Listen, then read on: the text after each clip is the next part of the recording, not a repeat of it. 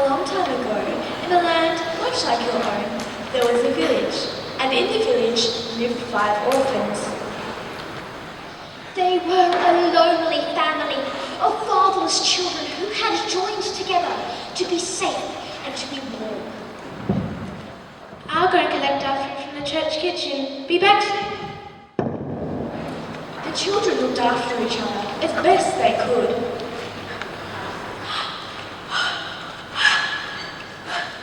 We've got a letter from the king! We've got a letter from the king!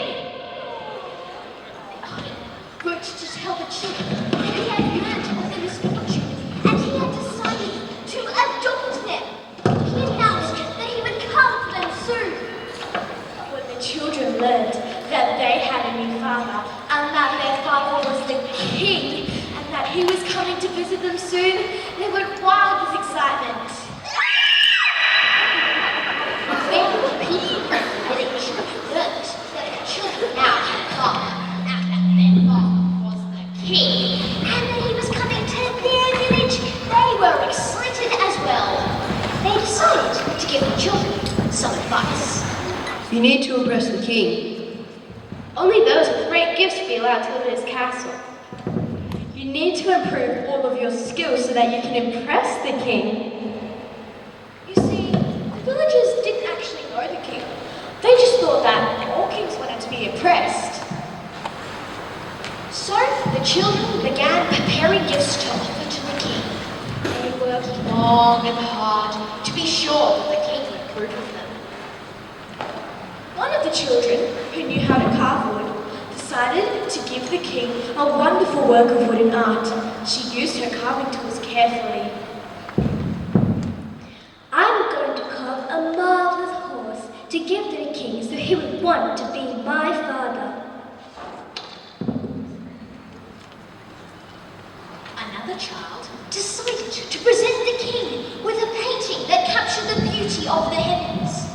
I am going to create the most amazing painting so that the king will want to hang it inside his castle and will be proud to have me as his child. Another child chose to use music to impress the king.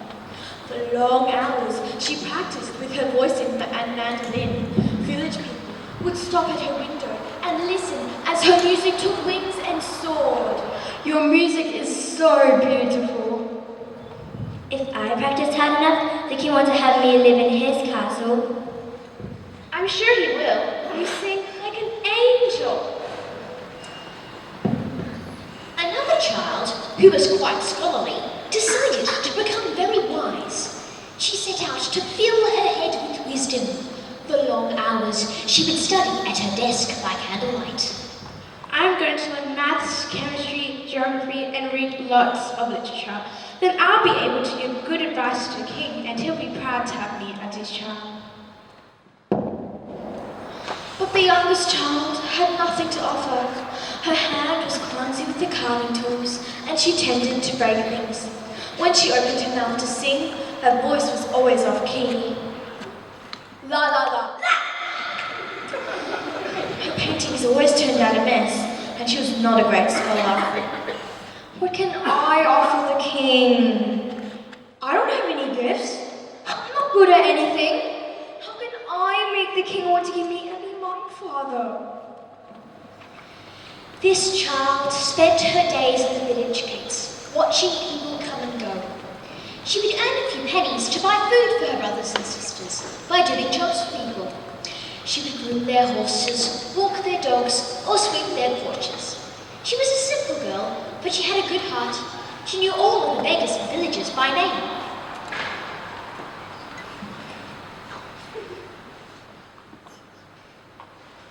Hello, Mr. Smith. How are you going today?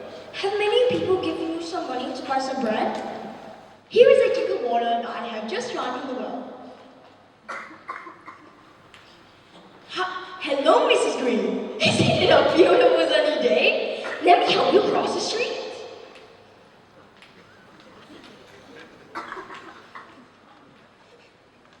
How are you today, Mr. Jones? Let me help you unload your cart. This child took the time to pat each dog in the cab. She welcomed all travelers and greeted all visitors to the village. She was interested in people and made everyone feel encouraged. She had a good heart and cared for people. They were all the same to her, rich or poor. She cared for all of them. But since the little girl thought that she had no talent and no gift, she was afraid that the king would be disappointed in her. She remembered the village's advice and decided to learn a talent so that she could make a gift for the king. Sister, could you please teach me how to carve? I'd also like to make a gift for the king. Sorry, I've got so much work to do and I don't have time for you. The king is coming, you know. What can I do? I know! I will learn how to paint! Then I can make a picture for the king! Sister, you paint so beautifully and are so very talented. I know. Could you share your gift of painting with me and teach me so that I can also make a pretty picture? Not now. I am very busy at the moment because the king is coming, you know. The young girl with the kind heart nodded sadly towards her sister. She looked downcast for a little while, and then she remembered her other sister, who had a wonderful singing voice. She was positive that this sibling would help her. When she arrived at her sister's place, she found a crowd of people waiting to listen to her sister sing. Sister, I've come to listen to you and learn how to sing. But her sister didn't even hear her. The noise of the applause was much too loud. With a heavy heart, the young girl turned and walked sadly away. Then she remembered her other sister. She found a book with small words and big letters and went to see her. Sister, I have nothing to offer the king. Could you please teach me to read so that I can show him my wisdom? Sister, could you please help me? I don't have that. Go away! I have no time for you. Can't you see I'm preparing myself for the coming of the king? And so the young girl went away sadly. She had nothing to give, so she returned to her place at the village gates and took up her task of helping travellers and shopkeepers and being kind to the animals there. After some days, a man in merchant's clothes came to the small town. His skin was leathery from the sun, and his eyes had a twinkle in them. His kind smile warmed the girl's heart.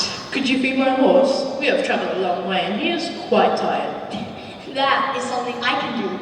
Trust him to me, and when we return, he will also be groomed and fed. Tell me, kind sir, have you come to stay in our village? For just a little while, I am looking for someone. You look a little tired from your journey. Would you like to sit and rest for a while?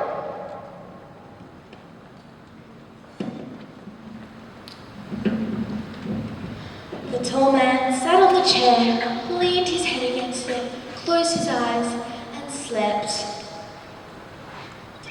After a few minutes, he awoke and found the girl sitting at his feet and looking at his face. She was embarrassed that he had caught her staring. She turned away. Have you been sitting there for long? What is it that you see? Nothing, kind sir. You seem to be a kind man with a peaceful heart. It just felt good to be here. You are a wise girl. When I return, we will visit some more.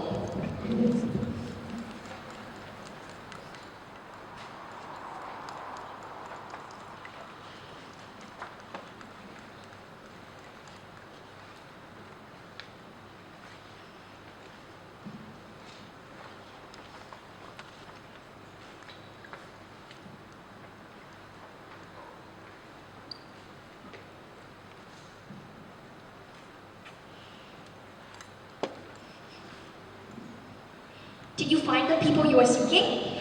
I did indeed find them, but they were too busy. What do you mean?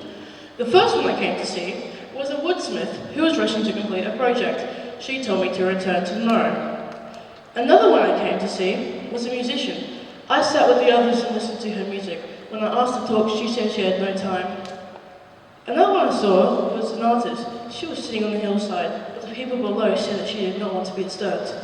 The last one I saw had left town. She moved to the city to go to school.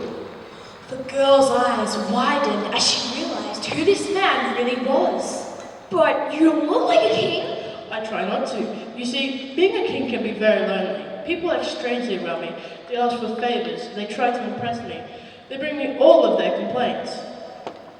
But isn't that what a king is for? Certainly it is. However, there are times when I just want to be with my people. There are times I want to hear about their day, to laugh and cry with them. There are also times when I just want to be a father. Is that why you dog the children? It sure is. Our dogs seem to have to impress me. Children don't. They just want to sit with me, and I love them just the way they are. But would you be? What about them? They were too busy this time. I'll come back another time. Maybe they'll have time for me then. But sir, what about me? I have no gift or talent, but I would really like to be your child. My dear, you gave me the best gift of all. You gave me your heart, your kindness, your time and your love. Of course you'll be my child. I love you just the way you are. And so it happened that the children with many talents, but no time, missed the visit of the king. But the girl whose only gift was the gift of her heart became the child of the king.